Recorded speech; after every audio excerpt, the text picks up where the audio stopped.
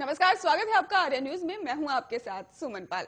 उत्तर प्रदेश विधानसभा के उपाध्यक्ष नितिन अग्रवाल ने रविवार को मथुरा का मुद्दा उठाते हुए कहा कि बीजेपी 2 लड़ाइयां जीत चुकी है और तीसरी भी जीतेगी। अग्रवाल ने हरदोई के प्रबुद्ध वर्ग सम्मेलन में कहा कि अयोध्या की 500 साल की लड़ाई बीजेपी ने जीती और काशी को विश्व पटल का पहुंचाया है। और इसके साथ ही उन्होंने कहा कि अब मथुरा का विकास भी बीजेपी सरकार ही करेगी। हमने 2 लड़ाइयां जीती हैं, अब तीसरी लड़ाई भी जीतेंगे और बीजेपी मथुरा का इतिहास विकास करके ही उसे विश्व के पटल पर ही लाएगी। उन्होंने ये भी कहा कि अयोध्या की 500 साल की लड़ाई बीजेपी ने जीती है और भव्य मंदिर का निर्माण हो रहा है। काशी को भी विश्व पटल पर पहुंचाया गया है और मथुरा ठाकुर जी की जगह है। और बीजेपी की सरकार मथुरा का विकास, मंदिरों का विकास नहीं करेगी तो फिर कौन करेगा।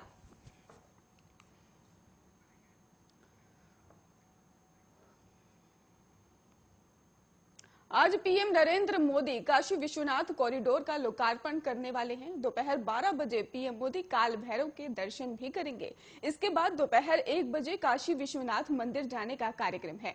पीएम मोदी क्रूज के जरिए धाम पहुंचेंगे। पीएम मोदी ललिता घाट से कमंडल में गंगा जल लेंगे और इसके साथ ही आपको बता दें कि बाद में मंदिर परिसर के करीब 1.5 घंटा बिताएंगे और मोदी इस कॉरिडोर को तैयार करने वाले 100 मजदूरों के साथ भोजन भी करेंगे।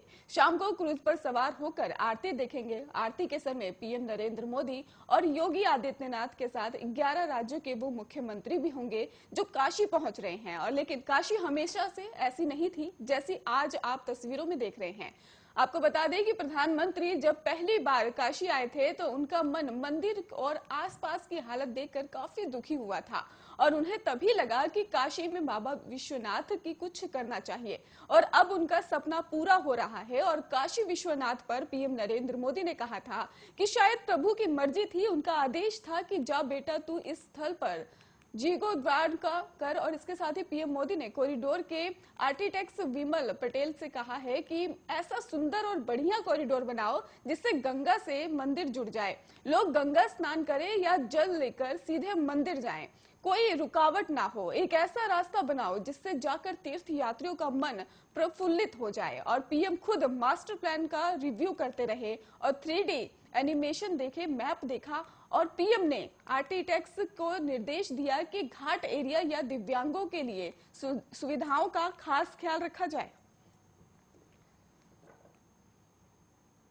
दुनिया भर में ओमिक्रॉन का संक्रमण लगातार बढ़ता ही जा रहा है और इस बीच कोरिया के वैज्ञानिक ने ओमिक्रॉन टेस्टिंग के लिए एक नई तकनीक विकसित की है जो इस वेरिएंट का काफी तेजी से पता लगा सकती है। रिपोर्ट में बताया गया है कि इस टेस्ट के जरिए ही महज 20 मिनट में ओमिक्रॉन वेरिएंट का पता लगाया जा सकता है और अभी ओमिक्रॉन का पता लगाने में काफी वक्त लगता है। आपको बता दें कि इस तकनीक के आने के बाद से ही वेरिएंट के मरीजों का आसानी से पता लगाया जा सकेगा।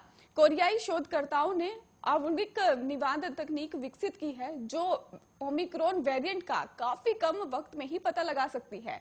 बताया जा रहा है कि उपभोगी विकास वर्तमान में पूरा हो चुका है और इसको लेकर भी प्रोटेस्ट ने भी 10 तारीख को घोषणा की है कि केमिकल इंजीनियरिंग विभाग के प्रोफेसर ली जंग उक ने भी नियुक्त में एक शोध दल की नई तकनीक विकसित की है जो केवल 20 या फिर 30 मिनट में ओमिक्रॉन वेरिएंट का पता लगा सकती है और इसके परिणाम को ऑनलाइन प्रकाशित भी करेगी। ओमिक्रॉन वेरिएंट कोविड-19 का एक प्रकार है और इसमें सप्लाई को लेकर भी 36 या 32 म्यूटेशन होता है और इसका उपयोग कोविड-19 वायरस द्वारा कोशिकाओं को संक्रमित करने के लिए किया जाता है। वैज्ञानिक के मुताबिक इसको लेकर भी टेस्ट जो है वो किए जाएंगे, इसलिए ये स्टील्स ओमिक्रॉन का पता लगा सकती है और इसे पीसीआर परीक्षणों द्वारा भी पता लगाना मुश्किल है।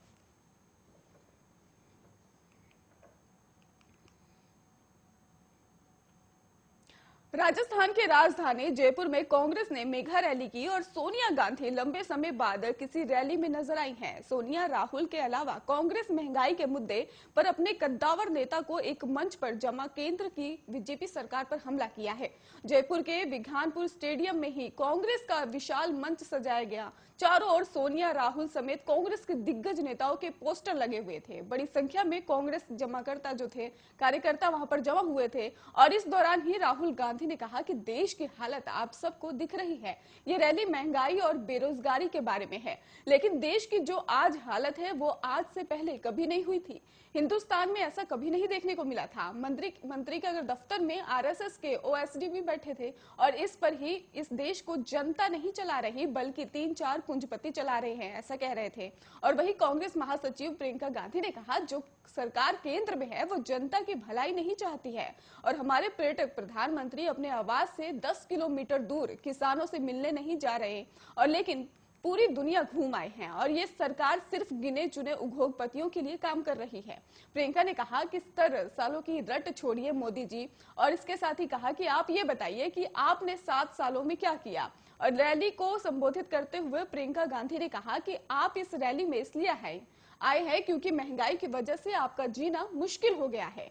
आप यहाँ इसलिए आए हैं क्योंकि रसोई का सिलेंडर 1000 हो गया है। प्रियंका ने कहा कि ये सरकार जितना विज्ञापन में खर्च करती है उतना किसानों पर नहीं खर्च करती।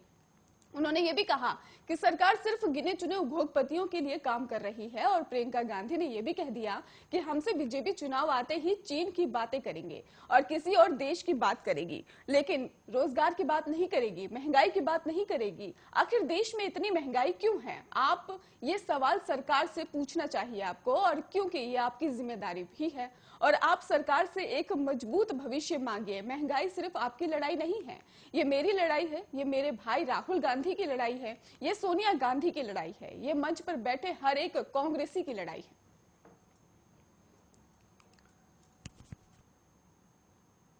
कांग्रेस आला कमान ने नवजोत सिंह सिद्धू की अधिकतर मांगों को स्वीकार करके पंजाब हाई के इकाई के चिड़े घमासान को शांत कर दिया है, लेकिन ऐसा लगता है कि इसके साथ ही सिद्धू की ताकत भी कम कर दी गई है। दरअसल खुद सिद्धू के बयानों से ही ये अटकलें लगाई जा रही है कि कांग्रेस हाईकमान ने उनके पर कतर दिए हैं। शनिवार को बाबा बकाला में एक रैली को संबोधित करते हुए सिद्धू ने यहां तक कह दिया कि वो एक शक्तिहीन अध्यक्ष हैं। सिद्धू ने पंजाब सरकार पर एक बार फिर से निशाना साधते हुए ये कहा कि मैं सिर्फ अध्यक्ष हूं, मैं महासचिवों तक की नियुक्ति नहीं कर पा रहा हूं। और सिद्धू का ये बयान कांग्रेस हाईकमान की तरफ से 22 जिला संयोजकों की उस सूची को खारिज करने के बाद आया है जिसे पंजाब अध्यक्ष ने ही तैयार किया था। इस सूची में सिद्धू ने उन नेताओं के नाम हटा दिए हैं जिन्हें पूर्व पंजाब कांग्रेस अध्यक्ष सुनील जाखड़ ने नियुक्त किया था। अलग अलग विधानसभा चुनाव समितियों के सिद्धू की अनदेखी के बाद अब पार्टी आलाकमान ने 22 जिला संयोजकों की सूची जारी की है। वहीं जानकारी ये भी है कि संयोजकों को सिद्धू से सलाह लिए बिना ही नियुक्त किया गया था।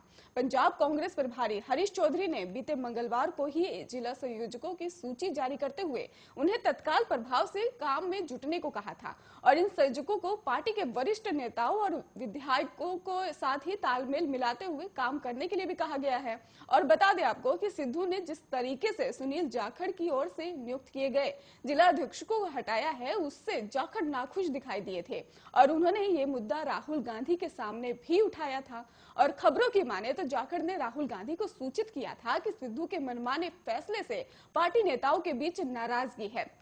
इस बीच पंजाब कांग्रेस की कलह फिलहाल और बढ़ती हुई दिखाई दे रही है। वहीं विधानसभा चुनाव से पहले सुल्तानपुर लोधी और कादिया सीट पर उम्मीदवार को लेकर पहले ही अलग अलग धड़े बट गए हैं और नवजोत सिंह सिद्धू ने शनिवार को सुल्तानपुर लोधी सीट पर विधायक नवजोत सिंह चीमा की उम्मीदवारी का समर्थन किया, जबकि इस सीट से कैबिनेट मंत्री और पूर्व सीएम कैप्टन अमरिंदर सिंह के करीबी माने जाने वाले राणा गुरजीत सिंह चुनाव लड़ना चाहते हैं और नवजोत सिंह सिद्धू ने कादिया सीट पर भी विधायक फतेह जंग बाजवा की उम्मीदवारी का समर्थन किया, जबकि यहां से पूर्व कांग्रेस प्रमुख प्रताप सिंह बाजवा चुनाव लड़ना चाहते हैं।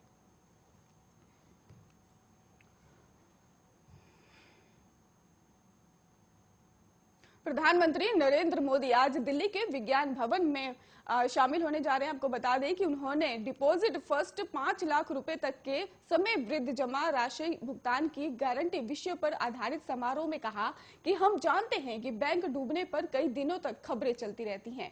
आज देश के बहुत बड़ा बदलाव हुआ है और बहुत बड़ी मजबूत व्यवस्था शुरू की है जिसमें जमाकर्ताओं को उनका पैसा वापस दिया जा सकेगा। और इसकी भी इतनी ही चर्चा है, मीडिया में होनी चाहिए। इससे देश के जमाकर्ताओं के विश्वास पैदा हो सकेगा और हो सकता है भविष्य में बैंक डूबेगा लेकिन जमाकर्ताओं का पैसा नहीं डूबेगा। बैंकिंग व्यवस्था पर भरोसा पैदा होगा। उन्होंने कहा कि आज की तारीख में कोई भी बैंक संकट में आता है तो जमाकर्ता को 5 लाख रुपए तक जरूरत वापस मिलती है। और इसके साथ ही उन्होंने कहा कि इस व्यवस्था से 98% लोग कवर हो चुके हैं। एक समय था जब कोई बैंक संकट में आ जाता था तब जमाकर्ताओं को अपना ही पैसा पाने के लिए भी कठिनाई होती थी, चारों तरफ हाहाकार मच जाता था। कोई भी व्यक्ति बहुत विश्वास के साथ बैंक में पैसा जमा कराता है और खासकर फिक्स सैलरी वाले लोग। और लेकिन गलत नीतियों के कारण जब बैंक डूबता है तब इन परिवारों का सिर्फ पैसा नहीं, पूरी जिंदगी ही फंस जाती है।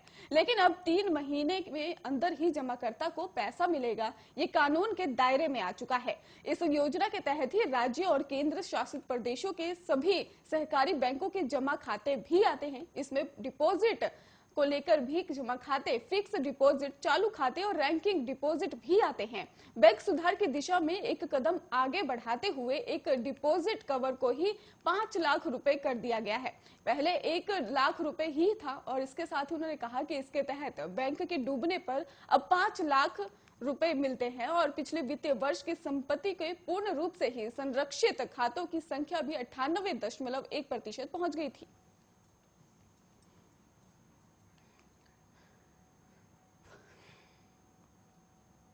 किसान आंदोलन को लेकर अपनी ही पार्टी की सरकार के खिलाफ मुखर रहे बीजेपी सांसद वरुण गांधी ने फसलों के लिए न्यूनतम समर्थन मूल्य को लेकर संसद में प्राइवेट मेंबर बिल रखकर सरकार पर दबाव बढ़ा दिया है।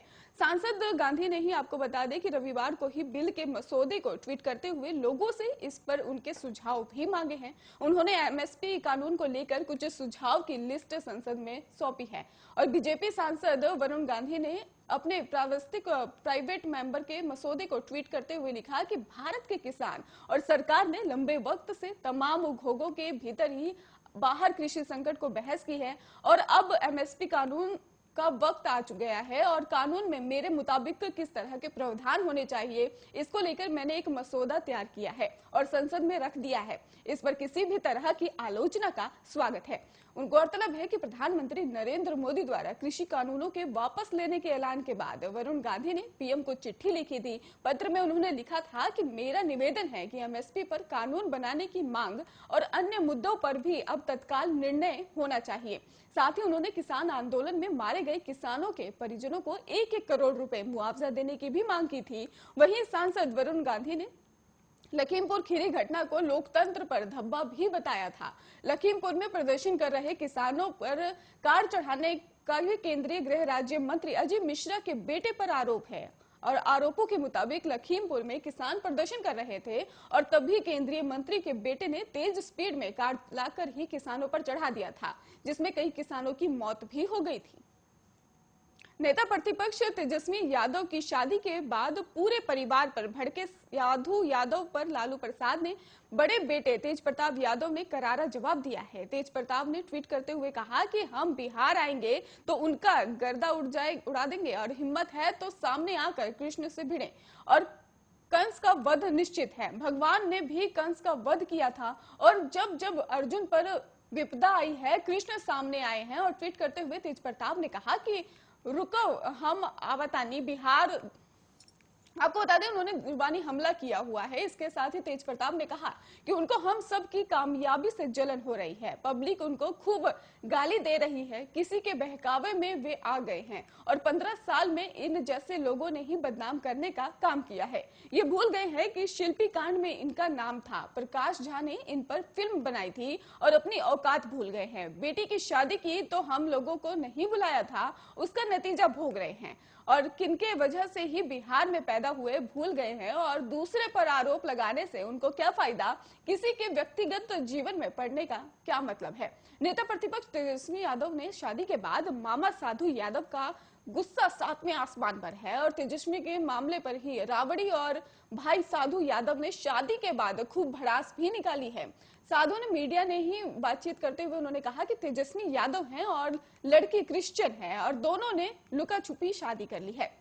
ना ढोल बजा है, ना कार्ड बटा है। तेजस्वी नेता प्रतिपक्ष हैं और 12 करोड़ जनता की उस पर जिम्मेदारी है। इन सभी लोगों को मान्यस करके ही नाराज तरीके से ही उस लड़की के साथ रहे हैं और रिपोर्ट्स के मुताबिक बचपन की दोस्ती से ही शादी करने के लिए तेजस्वी को उन्हें धर्म परिवर्तन के लिए मनाना पड़ा और रैचल ने शादी से पहले ही क्रिश्चियन धर्म छोड़कर हिंदू धर्म को कबूल किया है। इसके चलते ही उनका नाम भी बदल गया है और लालू परिवार में शामिल होने से पहले ही वे रैचल से राजेश्वरी यादव हो गई थी। और हालांकि इस बारे में लालू परिवार के किसी भी सदस्य ने अब तक आधिकारिक पुष्टि नहीं की है।